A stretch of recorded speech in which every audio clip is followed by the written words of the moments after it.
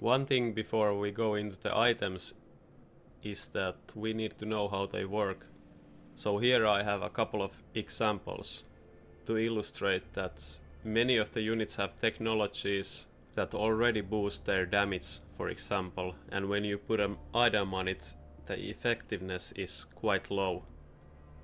So for example, if you have charge shot on your arc lights, it's pretty useless to put a small damage item on them. The other example is the heavy hacker with a heavy armor item, and it's the same thing. Many units also have small damage buff. For example, the Mustang has the armor piercing bullets, which gives it 40% more attack. And if you already have, for example, 2 groups of Mustangs with items and 2 groups of Mustangs without an item, you don't wanna take it, because it will be less effective. It also works the other way around also. So let's talk about some items. The first one is the Advanced Firepower Control System, which is a tricky one to evaluate, because sometimes it's really good, but usually it's pretty bad. But when it's good, it's super good. So this triples the unit's damage, which is not good on most cases. For example, it's really bad on like Marksman or Overlord, Fortress, any of the big units, or most of the medium units also, like Phoenix is kind of bad.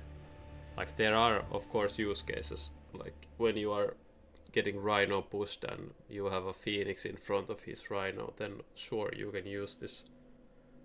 But when you see this in the shop, I wanna go into Mustangs. That's what I'm thinking. You can even elite recruit a couple Mustangs and put this one on one of them, because it triples the damage.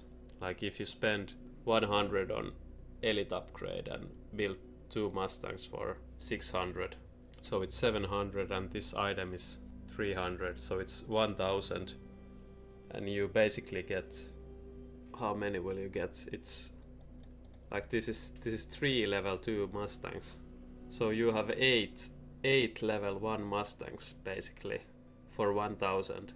It's kind of crazy power spike on that turn if the Mustangs are good.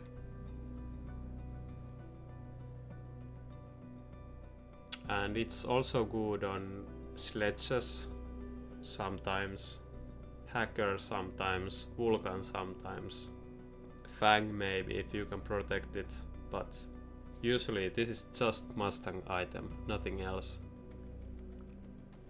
And an item like this, let's take the Mustang for example, it kind of modifies the unit.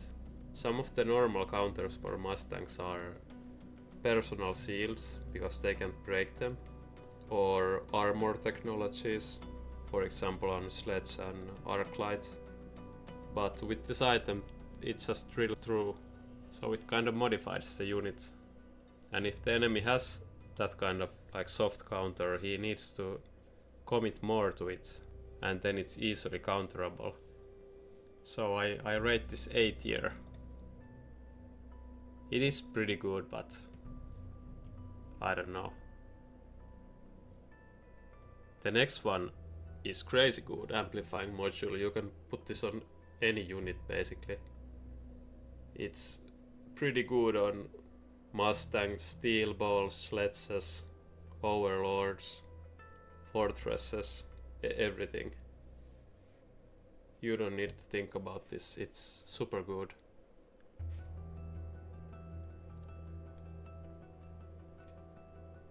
The anti-interference module is basically just anti-hack.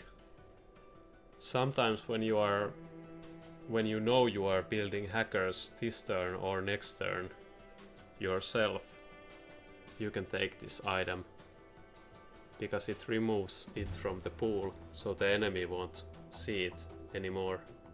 And since it only costs 50, it's kind of worth it. It has some other benefits, but they are not so useful. The next one is barrier. I think you kinda need to pick this almost every time. It's even good on Fortress because you don't need to take the barrier tech on the turn you drop it. Then you can sell it later when you get the barrier tech and put it on a melting point or something like that. And it's also a good mind game that the enemy will most often build a giant also that turn, so you can just drop a melting to counter his giant.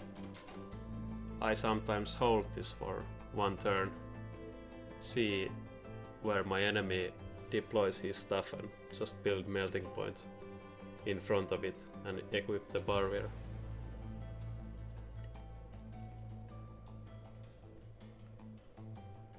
The charged ammo is kinda...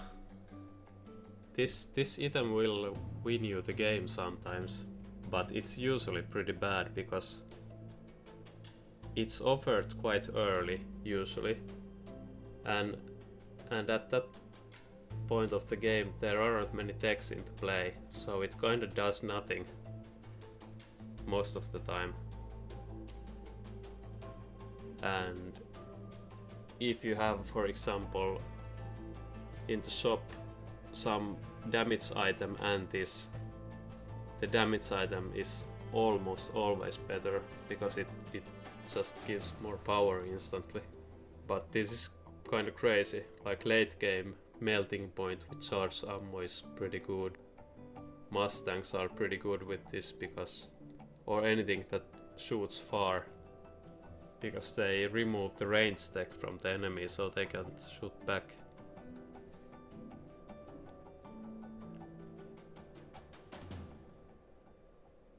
Next one is the deployment module, and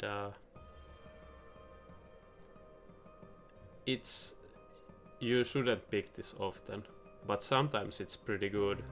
Like you can flank with different kind of units and then you can sell the unit which has the deployment module and then deploy something else away. Like you can build a pretty scary flank and abandon it a couple turns later. But you really need to know what you're doing with it. If you just pick it to move some random stuff around it's not worth it.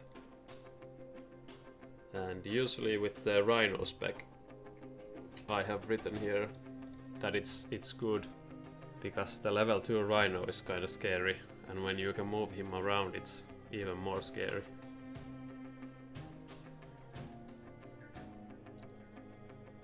This is, I think, the best item in the game. Like you can get so much economy from this. You can early level something that has no future, that is good right now, and then later on start selling them and equip them with some giants, and it's crazy.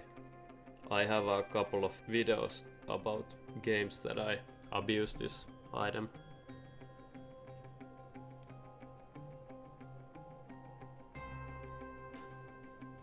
And the Haste Module is kinda good. I think the best way to use this is so you can get the benefit from the speed. It's pretty good on Rhino because of the movement speed, and it's pretty good on like Mustang that is defending your flank, but with the increased speed he's able to join the fight fast. Yeah, it's really good item for only 50.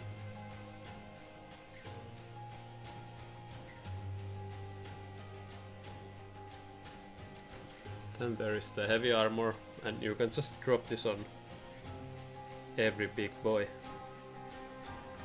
And something of noteworthy is that if you put this, for example, on a Rhino level 2 or a Giant level 2, the enemy kinda needs a melting point to deal with it. So you can force out stuff with it. It's pretty good. Then the small damage buff, which is, I think, a lot better than the one that costs 300, because there's more targets for this. This is even good on a Phoenix sometimes. You don't need to build Mustangs for it. Then there's the laser sights. I don't know why I rate this so high actually. I think it's kind of bad. Like it has some crazy use cases, like late game melting point versus melting point, for example, or early game with Mustangs, or even fangs or steel balls, or hackers. I guess with hackers it's pretty good actually. Yeah, I don't know, but I'm a lot more excited about, for example, the improved fire control system, firepower control system. It is a lot better item than this.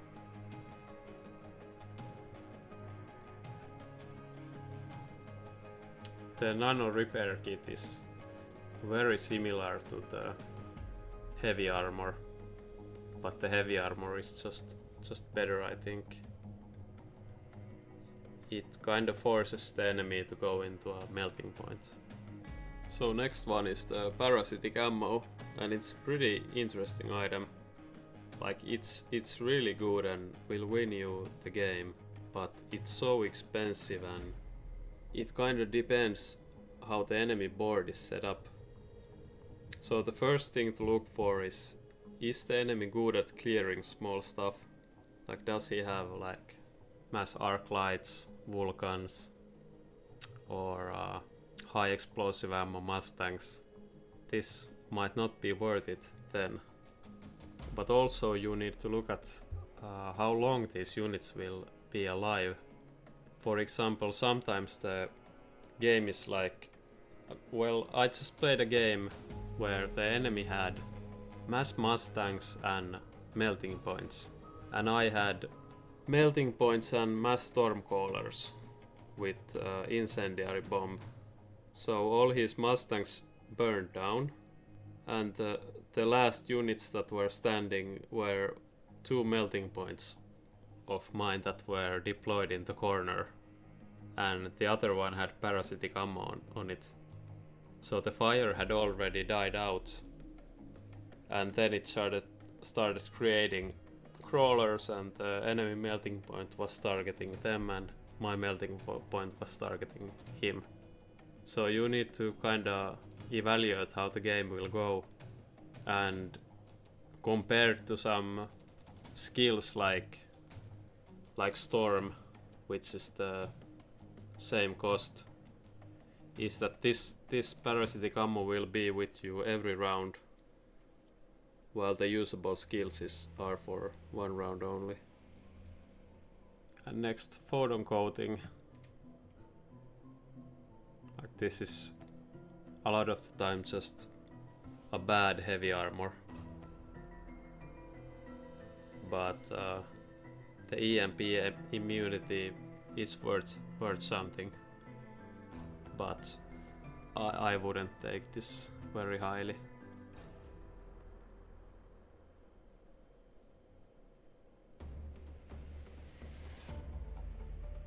The portable shield is usually better than heavy armor, otherwise, or a little bit better, otherwise it's the same. Then there's super heavy armor, and a lot of people think this is like very good, but I think it's really bad. Now that I think about it, something like a sledgehammer might actually be a pretty good target for it, like a level 3 sledgehammer.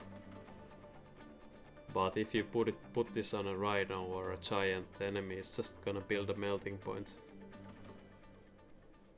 and you just waste 350 for no reason.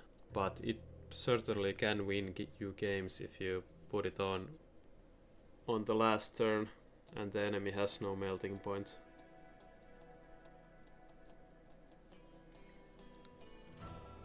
And the last one is the tank production line. And this is basically an anti-melting point item. You just put this on a giant and it doesn't die to the enemy melting point because it summons stuff. It's quite good in some other situations, like when the board is, like when you are pushing the other side of the board, you can defend your weak tower with one giant in the corner and put the tank production line on it. Or if on the same situation, if you are winning heavily the side you are winning and your giant survive, you can put this there also, so it summons the whole round when the unit is walking around.